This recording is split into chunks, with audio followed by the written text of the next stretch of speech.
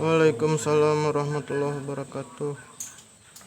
Alhamdulillahilladzi arsala rasulahu bil huda wa dinil haq liyudhhirahu 'ala dini kullihi wa kafa billahi syahida.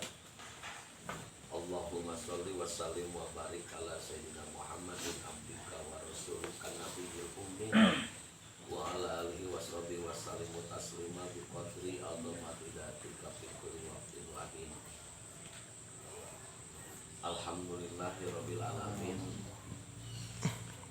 Urang sadayana muji syukur kadat Allah.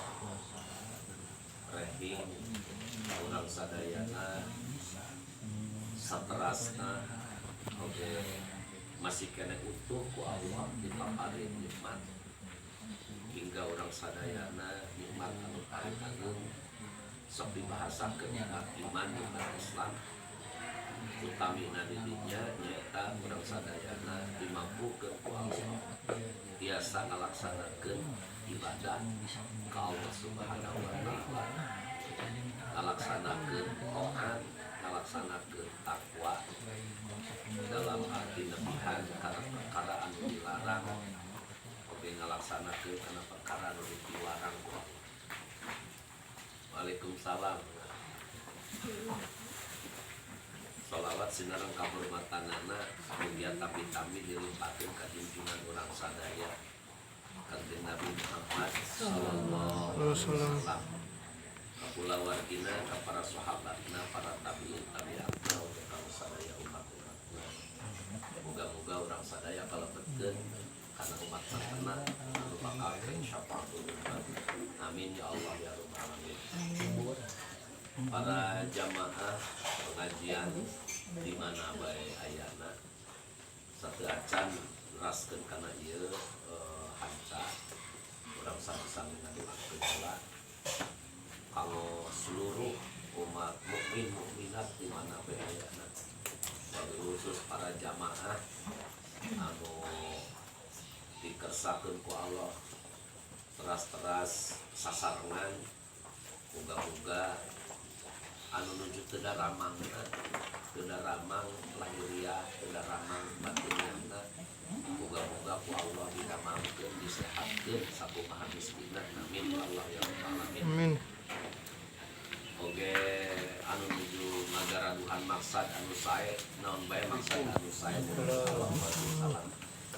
Oge wabil khusus kalau bersama tania insyaallah insyaallah dina pekan-pekan ieu ajeuna hakikat ku Allah diberangkatkeun ngalaksanakeun ibadah umroh. Muga-muga oge sanesna oge sami anu bade atanapi anu nuju ayeuna ngalaksanakeun umroh, oge anu atos ngalaksanakeun umroh. Muga-muga sadayana ku Allah dijadkeun ibadah umrohna anu mabrurah. Amin ya Allah ya rabbal alamin. Makbulah ditampi ku Allah. Oge urang doakeun kanggo wargi-wargi urang sadayana anu nuju usaha nuju hari. Waalaikumsalam. Alhamdulillah Kang Haji Dede ayo Fatihah. A'udzubillahi minasyaitonirrajim. Bismillahirrahmanirrahim. Alhamdulillahirabbil alamin. Ar-Rahmanir-Rahim. Maliki yaumiddin. Iyyaka na'budu wa iyyaka nasta'in. Ihdinas siratal mustaqim.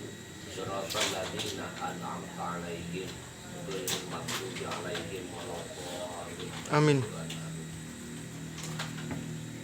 Ternyata upami kurang ditinggali di dunia pendidikan teh aya anu sok disebat pelajaran sosiologi. Dan sosiologi itu sangat penting. Setelah dipahami di mutalaah, sosiologi sangat penting. Dan sosiologi itu sesungguhnya ada pada ajaran Islam. Contohnya, sosiologi itu paling besar ada dalam ajaran Islam. Sehingga kalau dalam ilmu sosiologi itu ada yang dibahas tentang konflik bahkan banyak hal lah, termasuk dan lain-lain. Dan solusi yang paling tepat itu kembali kepada Al-Quran dan As-Sunnah. Nah, Rasul SAW itu udah sejak awal menanamkan ilmu kemasyarakatan. Sosiologi itu kan ilmu tentang kemasyarakatan. Bagaimana ketika Rasul menanamkan konsep kemasyarakatan digabungkan dengan akidah. Kalau dalam pelajaran sekolah itu sosiologi itu tidak digabungkan dengan akidah, hanya sekadar apa yang abstrak saja yang nampak di masyarakat. Tetapi kalau konsep Rasul itu dari hadis-hadis itu selalu selalu dihubungkan itu dengan akidah, dengan keimanan. Nah, ketika Rasul menyampaikan mangkana yu'minu billahi wal yaumil akhir fal yukrim doepahu fal yukrim jaruhu, kemudian kadituna silaturahim. Itu ada beberapa hadis tentang itu. Jadi ketika ketika siapapun yang beriman kepada Allah dan Rasulnya, maka harus memuliakan tamu. Kemudian yang lainnya harus baik dengan tetangga. Kemudian yang lainnya harus harus melakukan silaturahim. Dan itu persoalan yang berkembang abstrak. Tai nama kurang kembali karena makalah anu kadua itu besar macamnya atau banyak macamnya. Nah, tetapi kita simpulkan supaya lebih spesifik bahwa ketika berbicara iman Islam itu adalah merupakan hidayah. Nah, ketika berbicara pengamalan daripada iman dan Islam itu dinamakan taufik. Taufik itu pertolongan. Nah, kemudian pada hal yang sekarang itu pembagian orang setelah mendapat hidayah, kemudian orang mendapatkan taufik. Nah, pertolongan dari Allah yang diberikan kepada hamba Allah dalam konteks mengamalkan atau melaksanakan dalam arti ibadah itu ayat 3 pembagian anak. Pertama, dasarnya orang melaksanakan ibadah itu karena takut dengan siksaan Allah. Itu karena takut dengan siksaan Allah. Kumaha teh? Mohon gitu takut kita banyak dosa dan sebagainya. Takut. Jangankan nanti di akhirat. Ini ada orang yang masih di dunia ini sabaraha kalinya abdi komunikasi jeung jalma-jalma, ayo urang ka Mekah umroh ibadah haji sieun saena loba dosa pena sok dicaritakeun cenah lamun di Indonesia loba dosa gitu kita sok kapangi di ditu teh dibalas cenah, padahal itu makna nu salah. Karena teu kayak gitu. Nah, dunia ini bukan tempat pembalasan. Kalau toh memang kita diingatkan boleh jadi cenah di Mekah teh lingu itu ieu tatana pembimbing sok inget-inget memeh ka dieu boga dosa naon oh nya cenah boga dosa ka anu geus kitu mah ulang bade deui teh cenah jadi henteu linglung ke da teu linglung teh kapan aya nu ngabimbing aya nu kitu boleh jadi betul ketika ingat dosa itu iya ku Allah dikembalikan deui alam pikiran normal kita gitu. Cuman jangan sampai mengatakan bahwa apapun yang terjadi di Mekah yang terkait dengan dosa orang sebelum berangkat dikatakan adab dari Allah. Kalau toh memang iya umpamana, tapi lebih tepatnya lagi bahwa itu adalah peringatan saja. Kalau untuk zaman dulu, nabi-nabi zaman dulu karena memang dalam Al-Qur'an gitu. Kan disikat habis ku Allah. Zaman Nabi Musa kan gitu. Karena ya umat pengen ningali Allah jahrotan bari ngajengeleng langsung disikat tuh Allah marawat tapi geus gitu dihirupan deui kan ku Allah teh. Nah itu untuk membuktikan adanya adab dari Allah. Itu zaman dulu, kalau periode Nabi Muhammad SAW tidak. Itu sepas model gitu. Situasi zamannya ku Allah dikemasna benten sareng masyarakat atau umat zaman dulu. Nah maka sekali-kali tidak bisa mengatakan bahwa apa yang terjadi di dunia hari ini dikatakan siksa. Kalau toh memang menurut ala sabilil khauf. Jadi pamiku orang di ngomong bahasa Indonesia, bahasa Arabnya jantan kieu. jalma ibadah ka Allah teh tilu. Pertama ala sabilil haub, kedua ala sabilil roja, katilu ala sabilil hubbi. Nah, ala sabilil haub teh karena takut dengan siksaan Allah yang akan terjadi.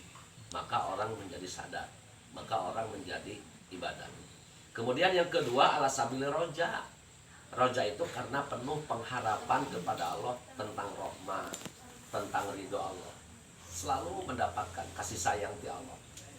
Nah, sehingga kan lamun diberi kasih sayang ku Allah, kemudian ketika kasih sayang ti Allah itu dirasakan oleh diri kita, kita senantiasa terus menyampaikan bahwa ini adalah dari Allah, dari Allah, dari Allah. Nah, itu kan merupakan ibadahnya itu karena roja, itu karena mengharap. Nah, yang ketiga ini yang lebih hebat. Ibadahna ka Allah teh ala sabilil hubbi. Hubbi mah cinta. Ala sabilil hubbi. Karena orang yang cinta ini ketika berbicara manusia dulu ya. Sebelum kita refleksikan kepada Khalik. Nah, ini antara makhluk dengan makhluk. Makhluk dengan makhluk itu kan ada rasa cinta. Nih, untuk santrian bisa di ini. Upami cinta jeung anu dicintai itu jelas berbeda. Upami orang mencintai seseorang, yang mendapatkan untung siapa? Yang dicintai. Maka orang yang kerja keras itu orang yang mencintai. Aya laki-laki cinta ka seorang perempuan. Wah, si laki-laki teh nepikeun ka mahugi terus gitu ya. Segala macam lah, pokoknya mah jauh di juk-juk anggang di teang ya, daya hujan, daya lautan, peribahasa nama dikejar ka mana ge. Karena naon? Dia mencintai. Nah, jadi si perempuan yang dicintai, maka yang lebih banyak mengeluarkan resiko, yang lebih banyak mengeluarkan namanya pribadinya sebagai keluh kesah itu, bekerja keras itu orang yang mencintai. Nah, yang dicintai itu dia enak-enak aja. Gitu, yang dicintai itu enak-enak aja. Nah, ini kita gambarkan perjalanan antara sang Khalik dengan sang makhluk. Tak upami orang mencintai Allah, berarti Allah anu dicintai ku orang. Orang mencintai Allah. Apapun gitu kan, apapun yang Allah sampaikan pasti ku orang bebeakan dilaksanakan. Itu tandanya orang anu mencintai Allah. Apapun gitu.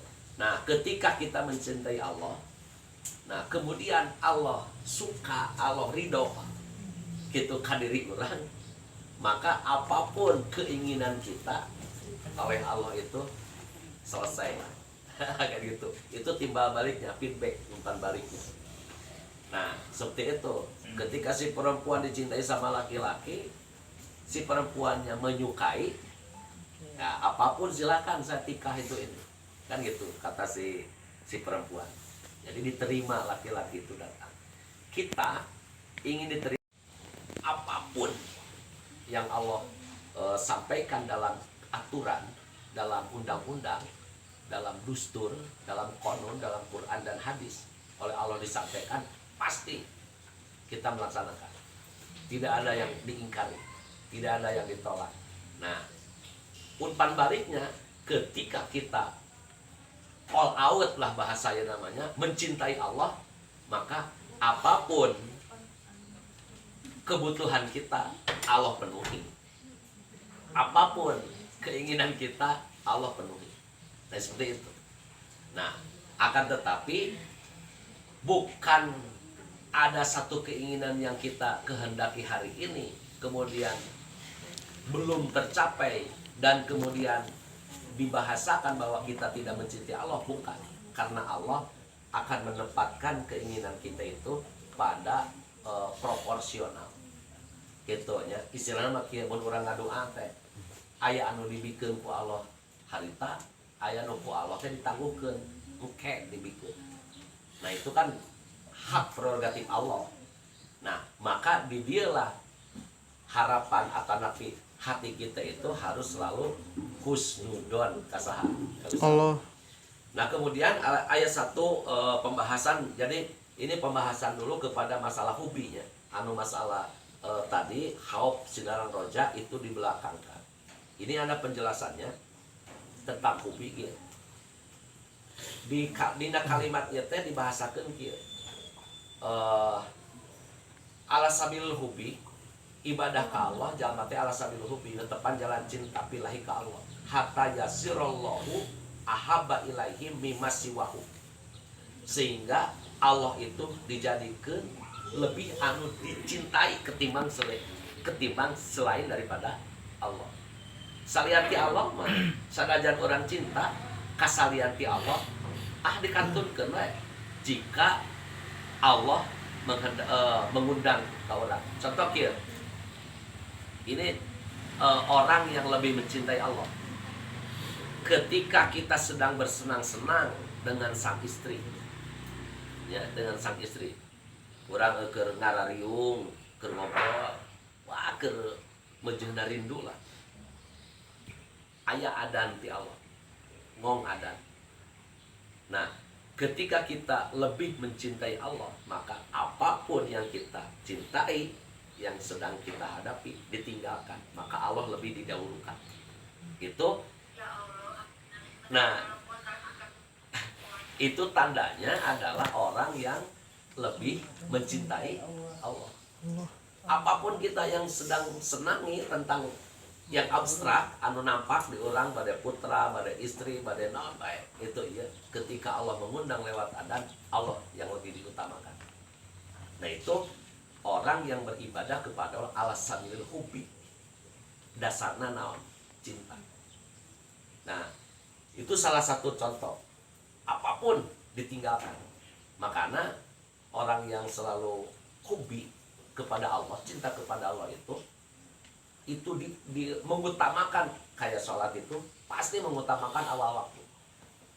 Bahkan ketika dihubungkan dengan surah Al-Imran ayat 200, Allah menyampaikan dalam Al-Imran 200, A'udzubillahi minasyaitonirrajim, ya ayyuhalladzina amanusbiru wassabiru warabitu. Nah, kalimat warabitu itu teh kan ada beberapa makna dari sudut pandang situasi.